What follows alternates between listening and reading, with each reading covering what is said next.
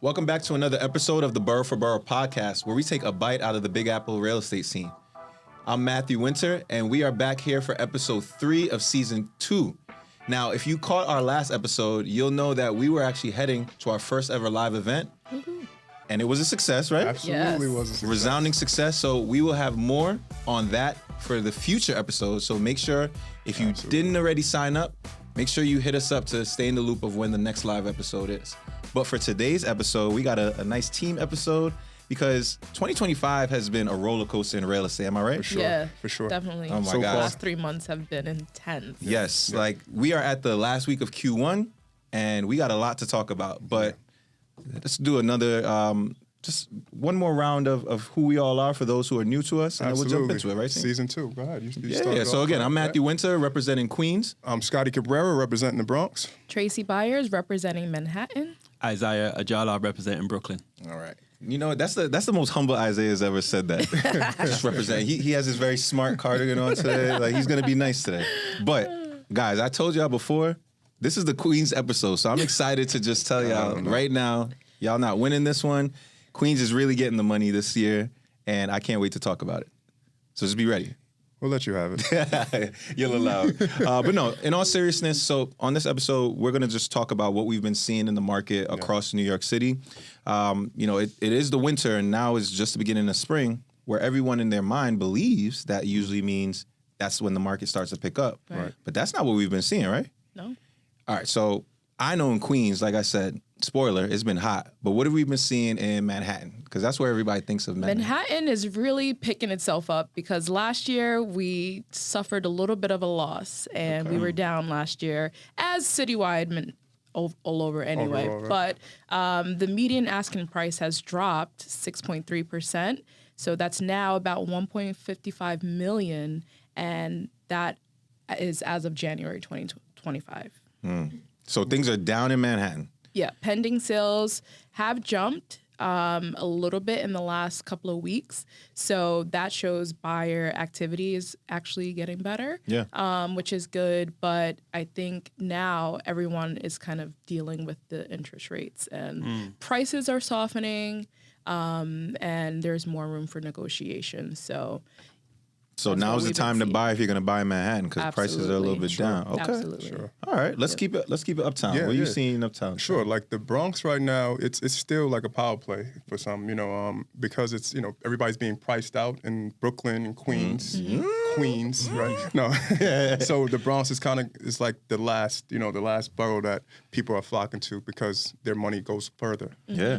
And they're getting more for less, basically. So whereas in Manhattan, things have been on a decline, you're seeing an incline in the Bronx? Yeah. Okay, like the year to date? prices, Yeah. Okay. Overall, yeah. All right, so Manhattan down, Bronx is up. What you seen in Queens?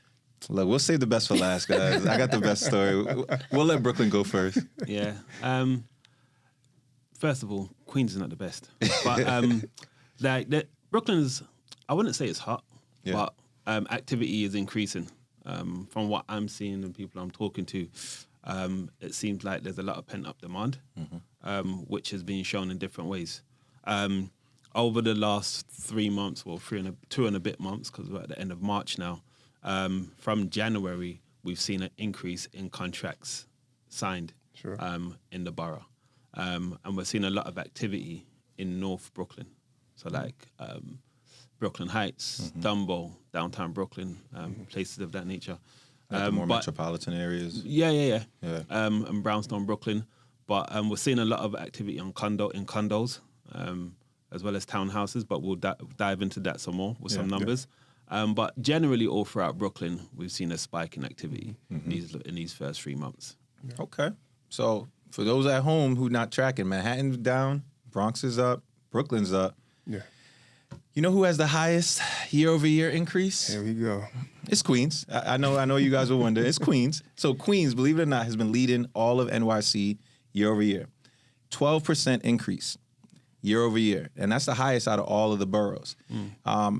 We're going to talk about why that is. I have my thoughts, and I'm curious to hear what your thoughts are. I know it is. You already know it is, because people want to leave Brooklyn. They want to leave. Want to leave. they've been priced out. Okay. And then they're going to Ridgewood. Right.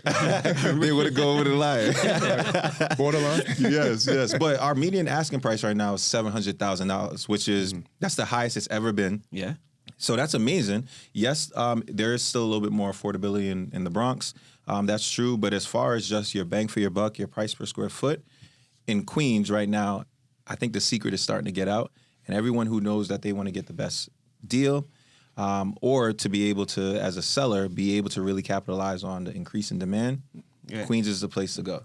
And anywhere specific in Queens that you would say, like, where's the place to go in Queens that you would be like, this is it? Yeah, I mean, so on previous episodes, we talked about, unsurprisingly, Long Island City, but it's actually not Long Island City. So Ridgewood, Isaiah kind of teased it out, because of the proximity to Bushwick and people getting priced out of Bushwick, last year, Ridgewood was the hot place to be. Right. I seen that on Street Easy. I think it was. It was an article, like the hottest place, and it was Ridgewood. Yeah, and at the time, people were surprised, right? Because some people were like, "Where is Ridgewood?" I was about to ask that. Where's Ridgewood? What's next to it? Like, Exactly. No, seriously, this is a serious No, question.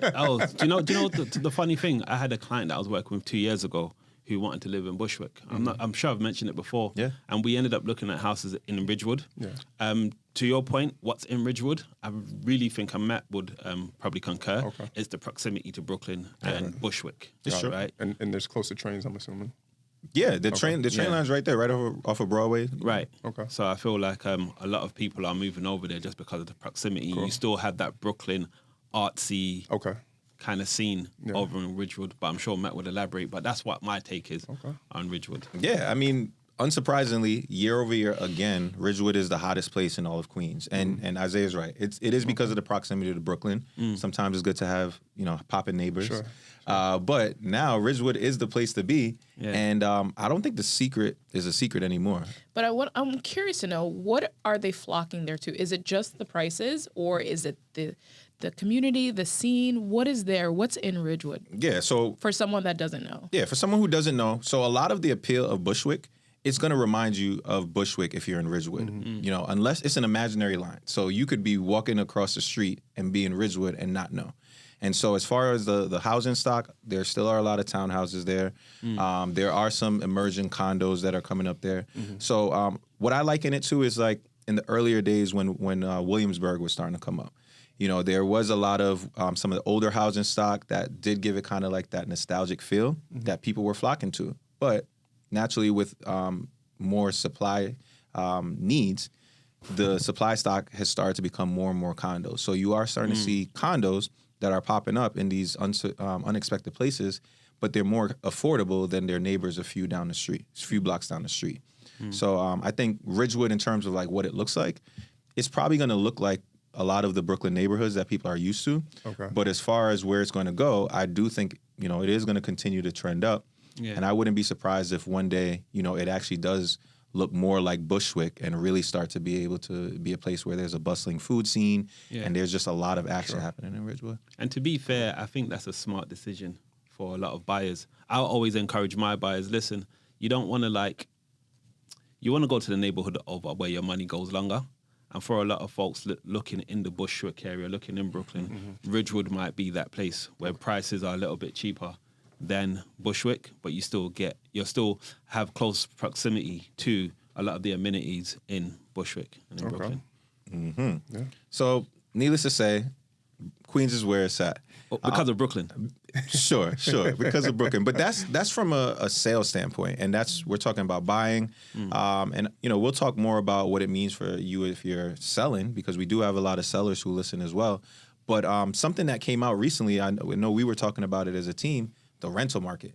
Yeah. I think that's a big thing that's pushing in Bushwick as well as in Ridgewood. I think a lot of what we're starting to see from a purchasing standpoint, I think a lot of that is led by the rental market. So I know Manhattan was down as far as the sales market, but are you seeing that also? Oh, but the rentals, it's a completely different conversation. The rentals, we're seeing bidding wars. We're seeing places like Upper West Side, even Harlem, getting multiple bids multiple applications on listings. So typically days on market would have been, last year especially, was very tough to rent apartments. But this year, you know, you put something on the market, within a few days, you have a few applications and you have people, like I just got a 2-bedroom. I listed for $2,800. And the applicant said, "Oh, I'll pay $100 more," because they only saw 2 other couples in the apartment at the same time. So they know the intensity of looking for an apartment because the inventory is low. So they're offering $100 more just to put their best foot forward and to get the apartment. So that's stuff I haven't seen in like the last few years I've been doing rentals. So it just shows you what kind of market we're heading to, and this is just March. And that's in the winter months. Right. Exactly. And I think we're seeing something similar in Brooklyn with the rental market as well. In terms of what you said, I think 27% of transactions that happen with rentals were bidding wars. Were bidding wars in Brooklyn. And I have my theory. I was speaking to a colleague of mine, Margaret Mansour, who's in our Brooklyn Heights office. And she had said, because she's working with a few buyers right now, in like I think she said like the 500 range to like 2 million range. And those folks looking like around $1 million mark, I think they're being priced out. Oh, yeah. So they're extending their leases for like an additional year. So I think that's what we're seeing. I think buyers are now coming off the porch and entering into the market. But unfortunately, if you're not in the high ones, I think there's a lot of competition there. So people are getting discouraged and going back into the rental market, renewing leases and finding new apartments. Definitely. Yeah, I have a few buyers right now that I'm working with that they're still not finding the place that's for them. And we're literally watching the market every week and seeing maybe 3-4 listings in their budget pop up versus, you know, seeing 10, 15 like we used to every week. So now they're contemplating, should I rent? And I tell them, like, listen, if you want to continuously give your money to someone else, you could do that. But long-term goals, home ownership is the way to go. And I know the rates are high right now at 7, right? There's a chance that it could come down this year. But I feel like giving your money to the landlord versus yourself is just a no-brainer. You know what I mean? Equity is always the way to go. And I think another theory, to like doing my research, like there's been a spike in transactions in Brooklyn. So whether it's condos or co-ops, townhouses, and I think a lot of those tenants in those units are having to find different accommodation or rental accommodation, hence what's sparking the drive or the push for like bidding wars for rental units. I think that's what we're seeing, which goes into like, you know, the increased sales in Brooklyn.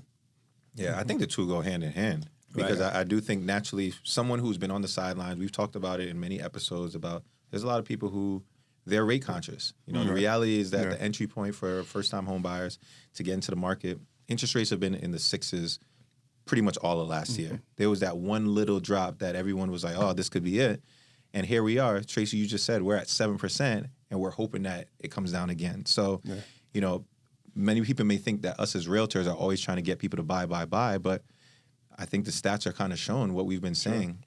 The rates are going to be the rates. If you need to buy, because then if not, you may end up in a situation where you have to now get outbid on a rental because you're sitting there waiting, which is crazy. And they're seeing a shift too, like, well, at least I am too, is like as far as co-ops. I think people are kind of moving towards co-ops. I mean, of course, you have to come up with that large down payment, of course, in the front end, but, you know, they're looking for a nice price point because if you factor in your maintenance and everything like that with your mortgage, you're still coming out to be like roughly around where you would be if you were renting. Right. You know? Is that what you're seeing in the Bronx? Yeah, for sure. I know the Bronx have a large amount, a lot of co-op stock, right? There's a lot of co-op stock. So as opposed to like condos, people are probably more flocking to the co-op. Are you seeing also that similar to what they're mentioning about bidding wars on rentals? Are you seeing that too? Oh yeah, sure. Are there any like certain neighborhoods? Well, there's such a high inventory of rentals in like Mott Haven neighborhood. Yeah. So, I mean, people are just kind of figuring out like which buildings offer the most amenities for the price that they're paying at that point. They're basically chasing inventory. Yeah, they're just chasing the inventory like for the better building and what suits them, you know. So it's getting crazy. I mean, it's the same thing. Long Island City is, as we've talked about in the past, Long Island City last year was the hottest new rental market. It's the same thing. Year over year increases. And to some degree, as someone who lives there, it is wild to see that it's just continuing to go up. Yeah. But as far as the new inventory, we've been adding so much more new inventory. There's 3 new buildings that just popped up. There's the Bold and the Italic, which are right on Jackson Ave. That's a central location right in Court Square. That's going to increase the inventory, tenfold. But with that, the starting rents are already pretty crazy. So just knowing the way that things are going, we're getting to a point where maybe it's going to start rivaling Manhattan and Brooklyn as far as a rental market. Yeah, I think people got that sticker shock, right? Because a lot of people moved to those areas during the pandemic because they were offering, you did, right? They were offering crazy amounts of concessions, lower price ranges, which normally, a 2-bed in Long Island City, it would be what, $4,000, $4,500. Right. Now, like that's 1 3 years prices. Later, no, my cousins, they got into on Center Boulevard. They got into a 2-bed, 2-bath for I think it was $5,200, and then 2-3 years later, it's at $7,500. That's crazy. And they got priced out, so they just moved to New Jersey. Which we don't do on this podcast. We're talking about like 10% or more. Like that's a lot to increase. And at it's that just point you should get a mortgage. Like at what point, what is it gonna? Yeah, exactly. You should get a mortgage. But like, what's gonna be the cap for like these rental prices? Like, I'm actually a little nervous about this summer rental season because, I mean, for a lot of residents in New York, it's just how can they afford some of these neighborhoods? I mean, it goes back to, in my opinion, and honestly, factually, the lack of inventory. Like the lack of inventory that we're seeing from a sales standpoint, it's affecting what we're seeing with prices. Sure. And I think it's the same issue that we're running into with rentals as well, because we talked about in a previous episode where we dove into rentals, the affinity for like the shinier and the new. That's kind of what people are looking for rentals. So wherever you can find those, whether it's in Mott Haven, whether it's in Long Island City, there's a lot more of that inventory that's popping up, but it's not keeping up with the demand. Right. So at the end of the day, there's limited inventory, so those prices are going to be high. We got to address the inventory before we can ever actually see it coming down. Yeah. Yep. Yeah. So I think this is a good time for us to go to break. And when we come back, let's talk about inventory, but let's also talk about like if you're a buyer or a seller, because there's sellers out there, they want to know, is this the right time for us to actually be putting our home on the market? You're saying that things are hot in these boroughs. Is now the time? So make sure you go get a break, get a drink, and come back. And when we come back, we're going to dive into that, and can't wait to see it. Hey, it's Stephen Bailey from Roadway Moving and Storage. As an official moving partner of Brown Harris Stevens, we know that your clients deserve more than just a move. At Roadway Moving and Storage, we turn moving into an experience they will love. From specialized services to a white glove treatment, we've got it all covered. When you choose Roadway, you're choosing a peace of mind for your clients. Plus, our referral program is the most rewarding in the industry. Want to learn more? Shoot me an email at steven@roadwaymoving.com or visit roadwaymoving.com. Investors, this is your moment. I'm Scott Nadler with Cross Country Mortgage, and whether you're starting out or growing your empire, I've got the loan solutions to make your next move a success. Let's talk today. Welcome back to the Boro4Boro podcast. So before the break, we were going into talking about the rental market and how hot it was, and what is going to for sure be a super hot summer. But I think now is a perfect time for us to talk about the sellers and what they can expect, because if there's a lot of people that are waiting to buy, sellers could definitely take advantage. Yeah. Before we do that, though, Isaiah, what we got here? For people that know me, they know I'm not really a beer drinker. I'm more like a whiskey type of guy. Okay. But I came across this beer. Is that IPA? Okay. I like IPAs too. Don't do it. I came across this beer about a year ago. It's called Threes Brewing. Okay. Threes as in like the number 1, 2, 3. Okay. Free. Threes Brewing. Yeah, not as freeze. Opposed to free. Not free. As in like yeah. Got it. All right, cool. All right. Yeah. Threes Brewing. Yeah.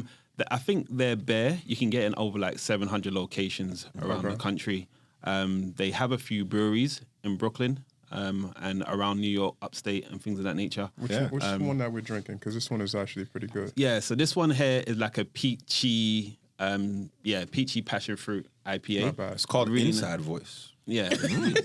This one here is a juicy ripe tropical. This is my favorite one actually. Yeah? Yeah. I'm gonna pour some out. Give me 1 second before we toast. He's like, I'm thirsty suddenly. This, I mean, it smells good. Let me see what it's. What do you guys think of it? No, it's really it's good, good. actually. I like it. I don't know I'm which not one a I'm huge drinking, beer though. person. I'm not a huge beer person. I'm not a huge either, but I beer like person the, either. yeah. But like, if I not want to bad. do something, I'm gonna do this. And And where'd you get these? It's definitely like a summery type of, I think. Like Yeah, and they spring. have a bear garden in Gowanus. So Okay. I'm definitely going to be over there a couple of times. Gowanus. Yeah, Yeah, I don't know where that is. It's by Park Slope, no? By Park Slope. Go to the Gowanus It's a Bridge, small right? It's a neighborhood bridge, right? out Yeah, of there's all of them, one. right? Well, they That's are. where Shuffleboard is, right?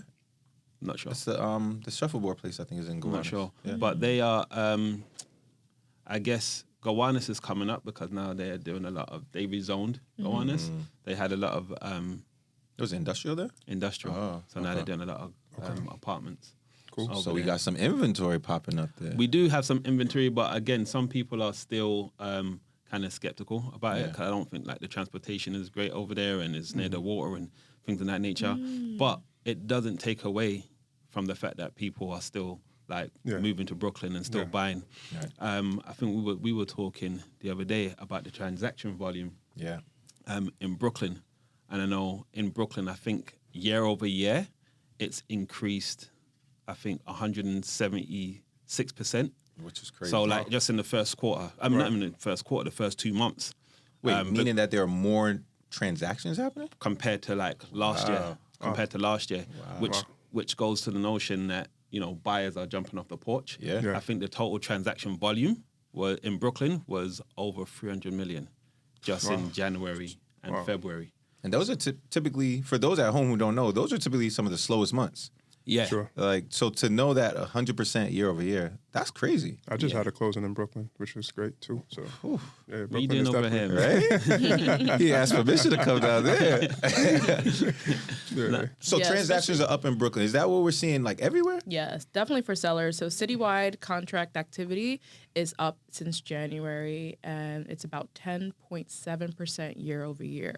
So that's promising for sellers that are thinking and on the fence about putting their listings on the market. Yeah. Now is the time. Yeah. Yeah. What I would say to that though, I was just talking to a friend of mine a couple of days ago, Javon. You know Javon, right? He has a few apartments, condos coming to the market and on the market in Williamsburg. Yeah. And what he was saying is, right now, even though like it's a good time to put your house on the market, it was like if you are going to do it, you've got to price it right. Yeah, You for can't sure. overprice and try and work your way Absolutely. down. Yeah. Like you've got to price it right, price it for people to come in because, I guess people are jumping off the porch, but with rates, people are still kind of hesitant. So you don't want to scare them off. Sure. No, and buyers are definitely savvy. Yeah. More For sure. savvy right now. Like I've had to hit at least 3-4 of my clients, sellers, with an extension agreement just for listings that have been on the market for like over 180 days. That priced higher than market, or I mean they're about? priced. They were priced fairly, but it's just they've just been sitting. So obviously, the longer things sit, buyers see that and they're just like, well, Yeah. either you're gonna give us a crazy discount or Yeah. So I know specifically for me in Harlem, 2-bedroom condos usually are priced around $950 to $1 million. Right. So we had one that has like tub, shower in each bathroom. The apartment is like 1,200 square feet, so it's pretty large. So the average price per square foot is like $892. So we priced it right under that, under 800, and so we priced it at $950 versus like $1 million. And within the first week, I got 2 offers, and we're going into contract. So that showed my seller that, okay, we priced it right because we didn't have to sit on the market. Right. So I always tell my sellers, you want 30 showings or you want to be on the market for 30 days? That's a fact. And to that point, like I listed 2 co-ops in Harlem, and I priced them very fairly, like actually slightly below, and we're both in contract right now, so in less than 30 days. So so that definitely speaks, speaks value. everything. Yeah, Yeah, I had the same situation. Traci was with me yesterday when it happened. Same exact situation. Just like Isaiah said, you price it fairly and appropriately, it's going to move. Sure. But at the same time, quality inventory matters. Right. Because the property I was talking about, just last night, we went into a contract, 20 days, which is amazing. That's a short days on market. But a lot of it, I think, not only was a factor of it being priced well, I priced it slightly under what something in that area. It's Whitestone, which for those at home who don't know, that's technically in Flushing. It's like the northernmost part of Queens, right by the Whitestone Bridge. But there's not a lot of inventory there. And so naturally you put something on the market, the first thing that you're thinking is like, all right, I'm going to just overshoot it because there's nothing out there. Yeah. Our strategy was to go the other way. We were like, all right, let's price it a little bit under, and it's fully renovated.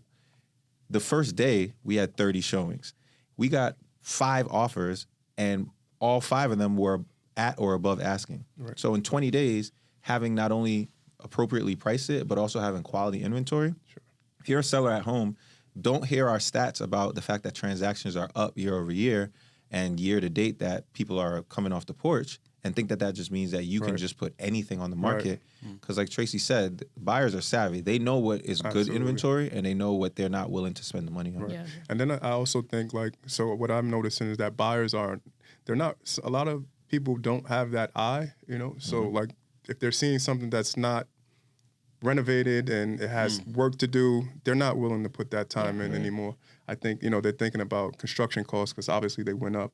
So they're really hesitant to do work. So if you're going to put your listing, put a listing on the market, you want to make sure that the work is done, that everything is, done for that buyer already, and that they don't have to visualize things anymore, that it's done for them. But I do feel like a lot of agents and sellers are actually open and heeding that in terms of like the price points. Right. Because I know in Brooklyn, the number of days in the market have gone down on average. I think in February it went down by 6% from last February.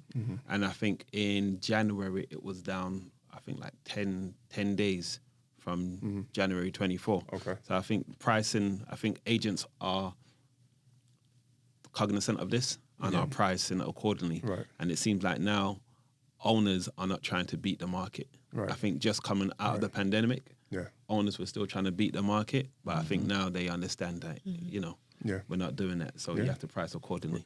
So let me ask you something. Do you think what we're seeing now is more of kind of like the norm, or do we think that this year is an anomaly? Because we're starting off hot. Everything that we're saying outside of maybe in Manhattan where things were already pretty exorbitant and they're coming down, every other borough is up. Do we think that that's the trend, or do we think that this is something that's a little bit off? I think it's trending up. Yeah. I think things are trending up. Yeah. Yeah. I saw something, article that said Manhattan, by the time it's 2035, it's going to be the pied a terre.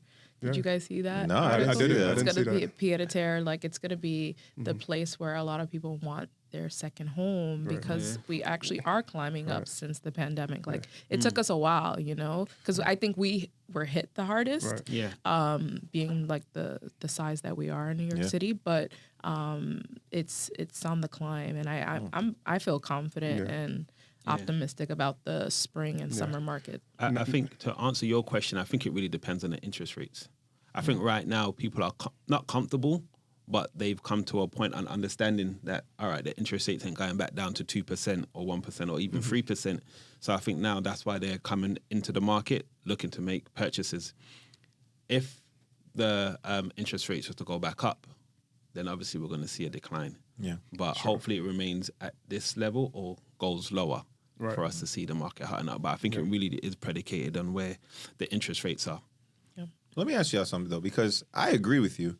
But what do you think that means in terms of the actual prices of homes? Because a lot of the conversation that I hear from sellers, it's almost the opposite of what I'm hearing buyers say. Buyers are assuming that prices are going to come down because of the interest rates.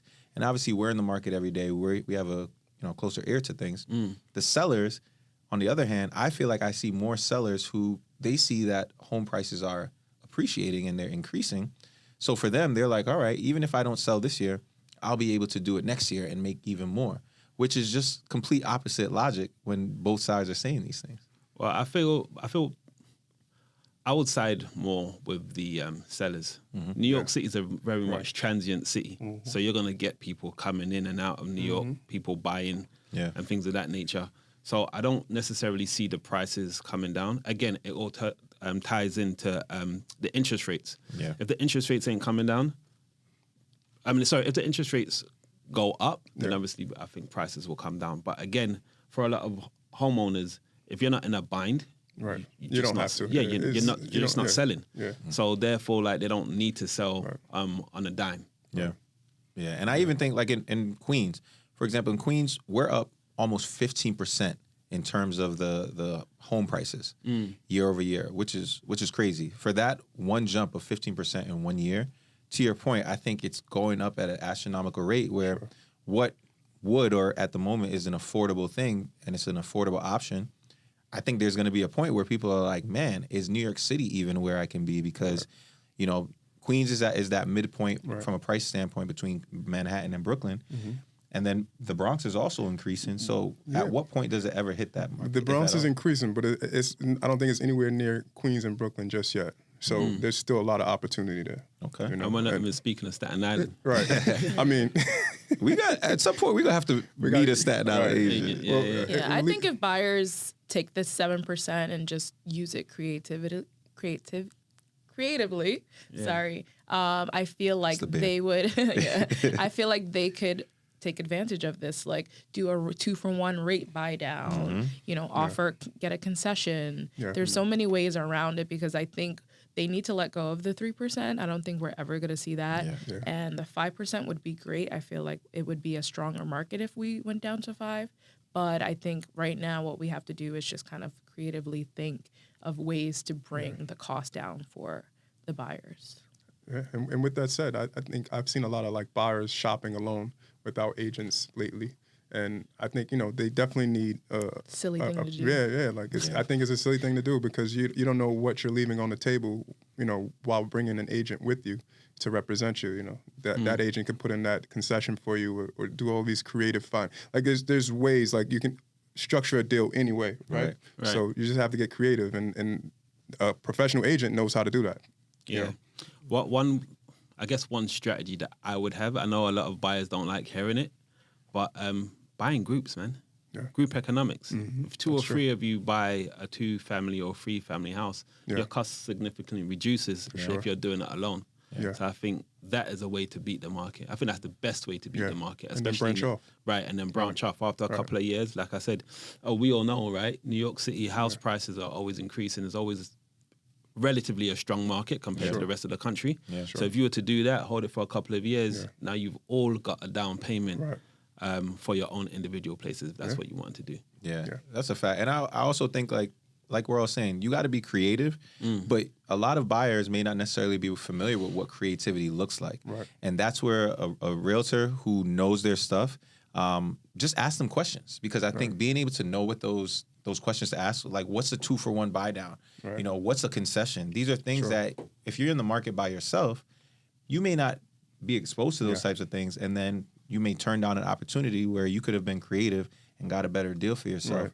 But because you, for whatever reason, believe that an agent may not be the best thing for you, you're actually ending up hurting yourself. Yeah, and then even on the rental side, because like you said, when you're dealing with bidding wars and you want to negotiate a rental, use an agent. Yeah, it makes sense. Yeah. The Everset provides full-service staging and furniture rental solutions in the New York area. For more information, please visit us at staging.theeverset.com or email us at staging@theeverset.com to request a free proposal. This podcast is supported by the More Network, powered by Brown Harris Stevens. Real estate touches every aspect of our lives, from design and architecture to investing and the economy. Now there's a way to get all your real estate information in one place. The More Network. With more than 20 podcast and webcast series, the Mastery of Real Estate Network is powered by Brown Harris Stevens, one of the country's most distinguished brokerages. Discover advice from notable entrepreneurs, compelling topics, and access to top global real estate experts. Subscribe to their YouTube and Apple podcast channels by visiting getmorenetwork.com. I think so. So, I mean, look, we clearly see that what's happening right now, as of the last week of Q1, things are going up. Obviously, we're going to keep a pulse on the market, but I think the sky is the limit, for better or worse. Yes, for sure. Yeah. Just a quick question for all of you. Obviously, we're all busy. I know that because scheduling this is never easy, right? That's a good problem. what are you hearing from your clients? What are you hearing from your buyers, your sellers? Are they aggressive? What are they thinking? I mean, for me, my buyers, they just need inventory. Yeah. They have been on the search for months and they get discouraged. So we need sellers that are serious about selling to put their home on the market. Yeah. But it's difficult because you're talking to sellers that are stuck in a 2 to 3% interest rate. And for them to move, it's like, where would they go? Right, where would and they do go? they want to pay 7% when they move next or buy the house in cash? That's a fact, right? So That's a fact. that's what I'm seeing, just more inventory. And if what they're selling for doesn't, net them the cash to purchase something else, it's like, then it's pointless, right? So they're just going to stay. Yeah. What are you guys seeing with your clients? I think with my clients, especially my sellers, a lot of them, we've talked about this where everyone believes that the spring market, summer market is the time. So a lot of conversations that we've been having is just them like, whenever the spring comes, let's have another conversation. And I'm checking in regularly, just saying like, hey, this is what's happening. This is February. This is March. Like, this is all before this. I know you may believe that you're going to get the best deal then, but that may not necessarily be the case. And in reality, just like you said, Scottie, there's these sellers that may potentially believe that, just by hitting the market, there's going to be a lot of just action. Right. But it takes a lot of strategy. And so a lot of the conversations that I'm having with them is like, look, there's ways that you could take advantage of things even off market, because a lot more off market deals are happening because people just don't want to necessarily hit the open market. And there's ways that you could test it. And there's a lot of things that's just happening. So a lot of the conversations I'm having with at least my sellers is just like, how can you actually be strategic on potentially going to market or going off market versus just like using what I believe is kind of like old logic around this is the time that I sell my house. Right. But with my buyers, a lot of it is, like we've been saying, it's being proactive now, not waiting, because the competition is out there. Yeah. I was in Brooklyn this past weekend with looking at some properties with some of my buyers. Did you call Isaiah? No, of course I didn't call Isaiah because if I told him I was in Brooklyn, he'd be like, get your behind back in Queens. No, but in all seriousness, we were in Brooklyn and there was a line outside for this. It wasn't even an open house. It was just back-to-back appointments, which was crazy. And I think, my buyers laughed because they probably thought that I was trying to game them and saying like, we need to move. Yeah. But I didn't know any of those people out there. I didn't pay them to be there. And I'm like, look, we had an appointment and we're already 20 minutes behind our appointment because there's 3 people who are here.